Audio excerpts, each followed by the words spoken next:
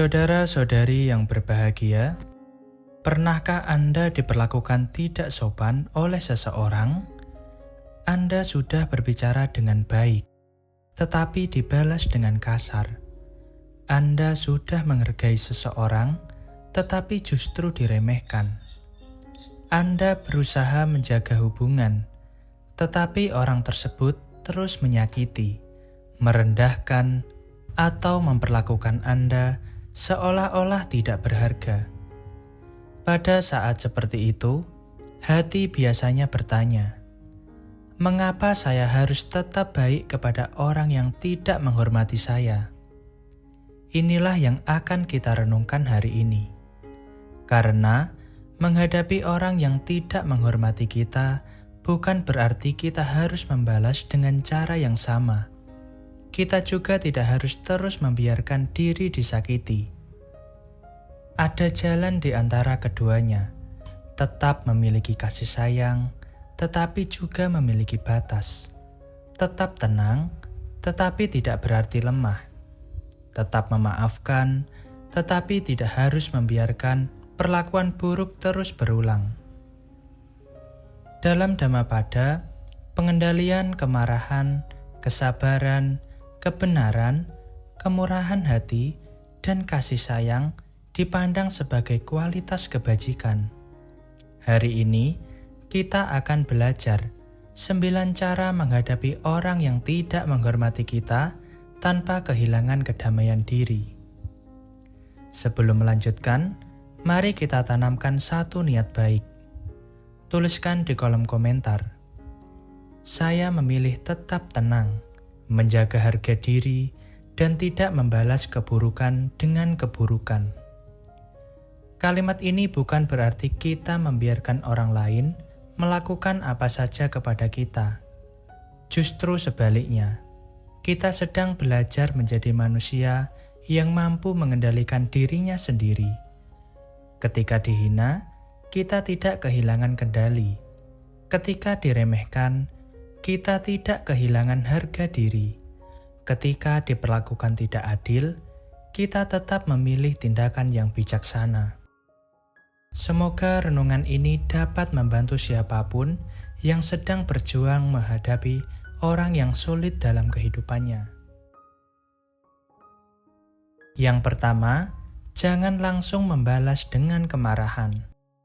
Ketika seseorang tidak menghormati kita, reaksi pertama yang muncul seringkali adalah kemarahan. Kita ingin membalas. Kita ingin membuat orang tersebut merasakan sakit yang sama. Namun disinilah latihan diri dimulai. Dalam Dhammapada terdapat ajaran bahwa kemarahan tidak diselesaikan dengan kemarahan. Siklus permusuhan justru dapat terus berlanjut ketika kebencian dibalas dengan kebencian. Bayangkan, seseorang datang membawa api. Jika kita menyambutnya dengan api yang lebih besar, apa yang terjadi? Kebakaran menjadi semakin luas. Begitu pula konflik. Seseorang berkata kasar, kita membalas lebih kasar. Dia meninggikan suara, kita meninggikan suara lebih tinggi. Akhirnya, masalah kecil menjadi pertengkaran besar. Karena itu, ketika seseorang tidak menghormati Anda, jangan langsung bereaksi. Tarik napas, diam sejenak, berikan waktu kepada pikiran untuk kembali jernih. Ketenangan bukan tanda kelemahan. Terkadang, ketenangan adalah bentuk kekuatan yang paling tinggi. Yang kedua, jangan jadikan perlakuan orang lain sebagai ukuran nilai dirimu. Ketika seseorang merendahkan kita sering mulai mempertanyakan diri sendiri. Apakah saya memang tidak berharga? Apakah saya memang tidak cukup baik? Apakah saya memang pantas diperlakukan seperti ini? Jangan biarkan penilaian seseorang menjadi ukuran nilai diri Anda. Seseorang dapat memiliki pendapat buruk tentang Anda. Itu adalah pendapatnya, bukan keseluruhan kebenaran tentang diri Anda. Jika seseorang tidak menghargai Anda Anda tidak perlu membuktikan nilai diri dengan kemarahan. Buktikan melalui karakter. Tetap jujur, tetap bertanggung jawab, tetap melakukan kebaikan, tetap memperbaiki diri. Jangan biarkan perilaku buruk seseorang mengubah Anda menjadi pribadi yang juga buruk. Yang ketiga, belajar menetapkan batas. Menjadi orang baik tidak berarti harus menerima semua perlakuan. Ini sangat penting. Ada perbedaan antara memaafkan dan membiarkan seseorang terus menyakiti kita. Anda boleh berkata, "Saya tidak nyaman jika berbicara dengan cara seperti ini." Anda boleh mengatakan, "Mari kita bicarakan ketika kita sama-sama tenang." Anda juga boleh mengambil jarak dari hubungan yang terus-menerus membawa kerusakan. Menetapkan batas bukan kebencian. Batas adalah cara menjaga diri dan hubungan agar tidak semakin rusak. Kasih sayang tanpa kebijaksanaan dapat membuat kita terus berada dalam keadaan yang tidak sehat. Karena itu, belajarlah memiliki hati yang lembut, sekaligus batas yang jelas. Yang keempat, jangan membalas dengan merendahkan. Ketika seseorang menghina kita, mungkin muncul keinginan untuk mencari kelemahannya. Kita ingin berkata, "Kamu juga sebenarnya tidak lebih baik dari saya." Tetapi, apa manfaatnya?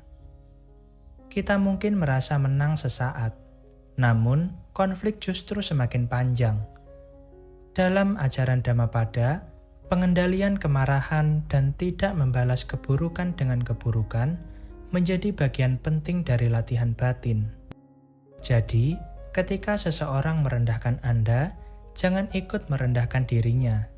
Bukan karena dia benar, tetapi karena Anda tidak ingin kehilangan kualitas diri. Anda tidak harus turun ke tempat yang sama hanya untuk memenangkan pertengkaran. Kadang, kemenangan terbesar adalah mampu pergi tanpa membawa kebencian.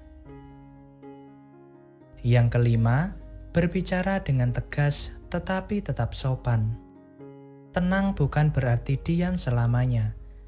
Ada saat ketika kita memang perlu berbicara, namun perhatikan cara kita berbicara.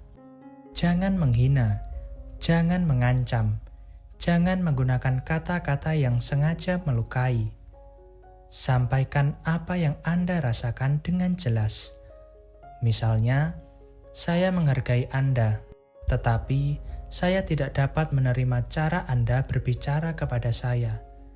Atau, "Jika ada masalah, mari kita bicarakan dengan tenang." Kalimat sederhana seperti itu menunjukkan bahwa kita memiliki batas. Kita tidak menyerang, kita tidak merendahkan, tetapi kita juga tidak menyerahkan harga diri. Ucapan yang benar dan terkendali adalah bagian penting dari kehidupan yang bijaksana. Dhammapada menekankan pengendalian ucapan dan menghindari kata-kata kasar. Yang keenam, jangan berusaha mengubah semua orang. Salah satu sumber kelelahan terbesar adalah keinginan untuk membuat orang lain berubah. Kita berpikir, seharusnya dia mengerti. Seharusnya dia meminta maaf. Seharusnya dia memperlakukan saya dengan baik. Namun, kita tidak dapat mengendalikan pikiran orang. Kita dapat menjelaskan. Kita dapat memberikan contoh. Kita dapat menyampaikan batas. Tetapi, keputusan untuk berubah tetap berada dalam diri orang tersebut. Maka, jangan habiskan seluruh energi untuk mengubah seseorang yang tidak ingin berubah. Gunakan energi itu untuk memperkuat diri, perbaiki pikiran, perbaiki ucapan, perbaiki tindakan, dan bangun kehidupan yang lebih baik. Kadang-kadang, cara terbaik menghadapi seseorang bukan dengan memenangkan argumen, tetapi dengan berhenti memberikan kekuasaan kepada perilakunya atas ketenangan kita. Yang ketujuh, belajar memaafkan tanpa melupakan pelajaran. Memaafkan sering disalahpahami. Memaafkan bukan berarti mengatakan bahwa apa yang dilakukan seseorang adalah benar. Memaafkan juga bukan berarti kita wajib kembali dekat dengannya. Memaafkan berarti kita memilih untuk tidak terus membawa racun kebencian di dalam hati. Bayangkan seseorang menyakiti Anda. Jika setiap hari Anda mengingatnya dengan kemarahan, siapa yang paling lelah? Anda sendiri. Orang tersebut mungkin sudah menjalani hidupnya, tetapi Anda masih membawa kejadian itu kemana-mana. Karena itu, lepaskan kebencian secara perlahan, namun jangan buang pelajarannya. Anda dapat memaafkan seseorang sekaligus belajar bahwa hubungan tertentu membutuhkan batas. Anda dapat melepaskan kemarahan tanpa kembali memberikan kepercayaan yang sama. Inilah kebijaksanaan. Yang kedelapan, fokus pada perbaikan diri. Ketika seseorang tidak menghormati kita, mudah sekali fokus pada kesalahannya. Dia seperti itu. Dia selalu begitu. Dia memang tidak punya hati. Namun perlu diingat, kita tidak terus-menerus mencari kesalahan orang lain, melainkan juga mengamati dan membersihkan kekurangan dari diri sendiri. Maka tanyakan, apakah ada sesuatu yang dapat saya pelajari dari situasi ini? Mungkin kita perlu belajar berbicara lebih tegas. Mungkin kita terlalu mudah percaya. Mungkin kita belum menetapkan batas. Mungkin kita terlalu bergantung pada penilaian orang lain. Setiap pengalaman dapat menjadi guru. Bahkan, orang yang menyakiti kita dapat mengajarkan sesuatu tentang kesabaran, batas diri, dan kebijaksanaan. Yang kesembilan, ketika perlu, pergilah dengan damai. Tidak semua hubungan harus dipertahankan. Jika seseorang terus menghina, memanipulasi, mengancam, atau melakukan kekerasan, menjaga jarak dapat menjadi pilihan yang bijaksana. Kedamaian bukan berarti kita harus bertahan di tempat yang terus menghancurkan diri. Ada saatnya kita berkata, "Saya memilih pergi bukan karena membenci Anda, tetapi karena saya perlu menjaga kehidupan dan kedamaian saya." Pergi dengan damai bukan berarti kalah. Terkadang justru dibutuhkan keberanian besar untuk melepaskan hubungan yang tidak lagi sehat. Tetaplah mendoakan kebaikan jika mampu, tetapi jangan lupa menjaga keselamatan dan martabat diri. Karena kasih sayang kepada orang lain tidak seharusnya membuat kita kehilangan kebijaksanaan terhadap diri sendiri. Saudara-saudari yang berbahagia, ketika seseorang tidak menghormati Anda, jangan langsung bertanya, "Bagaimana cara membuat dia menghormati saya?" Cobalah bertanya, "Bagaimana saya dapat tetap menghormati diri sendiri tanpa membenci orang tersebut?" Pertanyaan ini mengubah segalanya, karena kita tidak dapat mengendalikan pikiran orang lain, tetapi kita dapat mengendalikan tindakan kita. Kita dapat memilih untuk tidak membalas hinaan dengan hinaan. Kita dapat memilih berbicara dengan tegas. Kita dapat memilih menetapkan batas. Kita dapat memilih pergi ketika diperlukan. Dan kita dapat memilih untuk tidak membawa kebencian sepanjang hidup. Inilah latihan batin, bukan menjadi orang yang tidak pernah disakiti, tetapi menjadi orang yang tidak membiarkan luka mengubah hatinya menjadi penuh kebencian. Sekarang, mari kita diam sejenak. Tarik napas perlahan. Hembuskan perlahan. Bayangkan seseorang yang pernah membuat Anda merasa tidak dihargai. Apakah hati Anda masih marah? Apakah Anda masih berharap dia mendapatkan balasan? Atau apakah Anda sudah siap melepaskan sebagian beban itu? Ingatlah, Anda tidak harus membenci seseorang hanya karena memilih menjauh. Anda tidak harus membalas hanya karena pernah disakiti. Anda tidak harus membuktikan bahwa Anda lebih baik. Cukup terus menjadi manusia yang baik. Tetap tegas, tetap sadar, tetap memiliki batas. Tetapi jangan biarkan kebencian mengambil tempat terlalu besar di dalam hati.